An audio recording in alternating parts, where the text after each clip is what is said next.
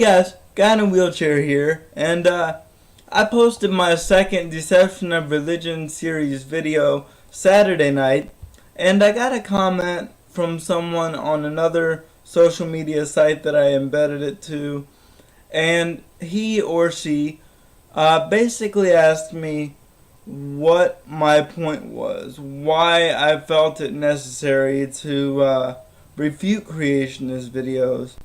And that got me thinking, and I realized to this point I hadn't really introduced myself or told you anything about myself or why I started the Deception of Religion series in the first place.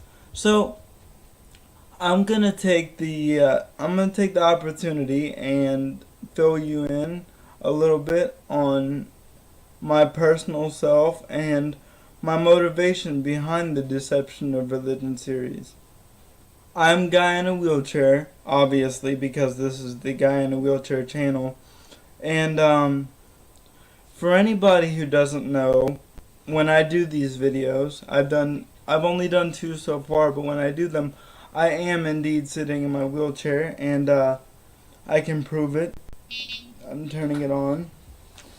Here, let me see if I can get yeah, there you go. Joystick and the camera.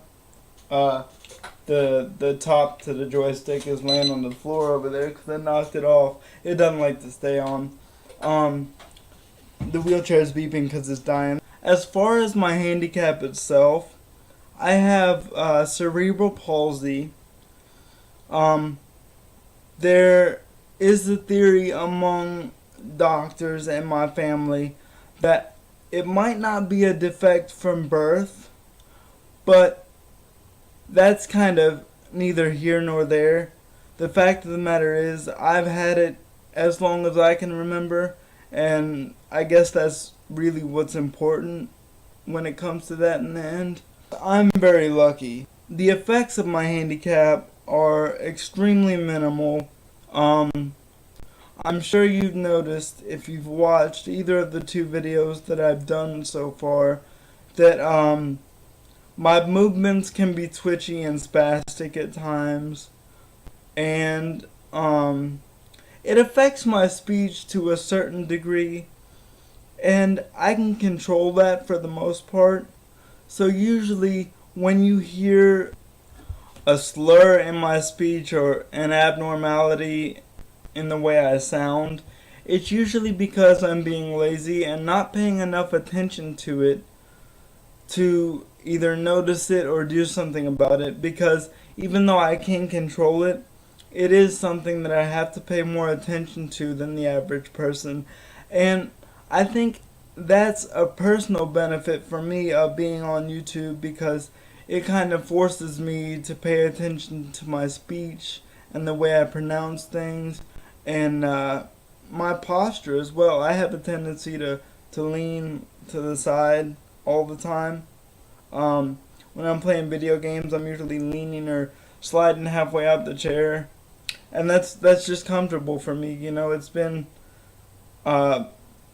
almost 24 years, and it's just how I've always done things. But I know it's not necessarily correct. I can use YouTube as kind of a motivator to kind of correct the things that I know I don't do correctly. I just realized how messed up my hair is, so sorry about that. One thing that really pisses me off is when you see those handicapped people that are just hateful and spiteful and resentful and just mad at the world because they're handicapped. I hate that. I can do everything an ambulatory person can do. I can, bathe myself and cook myself. Well, not cook myself, but I can cook for myself. And I hate it when you see those people that refuse to do anything for themselves because they're handicapped and they pity themselves all the time. Because it gives the rest of us a bad name. We're not all like that. There are some real asshole handicapped people. As far as religion goes, I can't say that I grew up religious because I really didn't.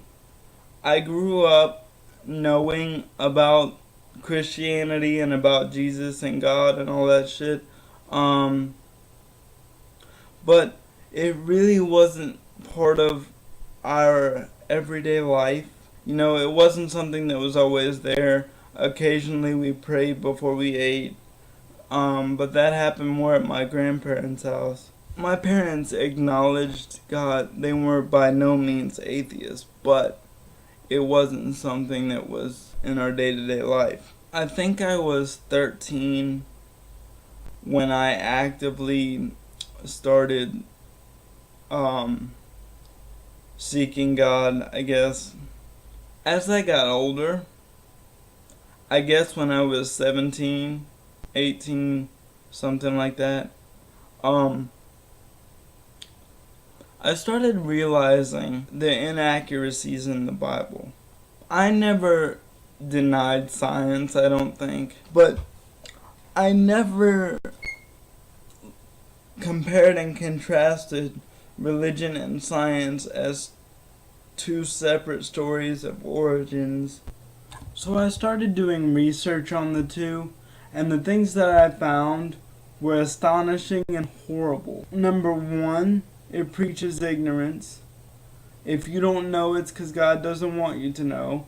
Number two, it preaches discrimination, like gays and women.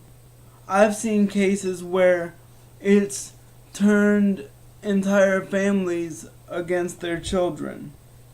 Parents, for some reason, cannot handle it if their child turns out to be an atheist. Or, I shouldn't say turns out to be, but ends up being an atheist.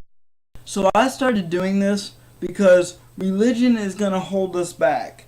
It's going to hold us back technologically, it's going to hold us back socially, and it's going to hold us back intellectually. If we want to be progressive as a species, we need to bring religion to its knees.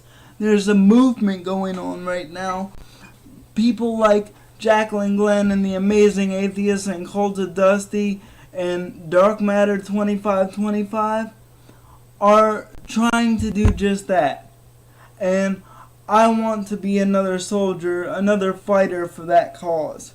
Because if there was ever a cause in the existence of humanity that I believed in strongly enough to fight for, it would be this one. Because in my opinion, we need to do away with religion to ensure the survival of our species.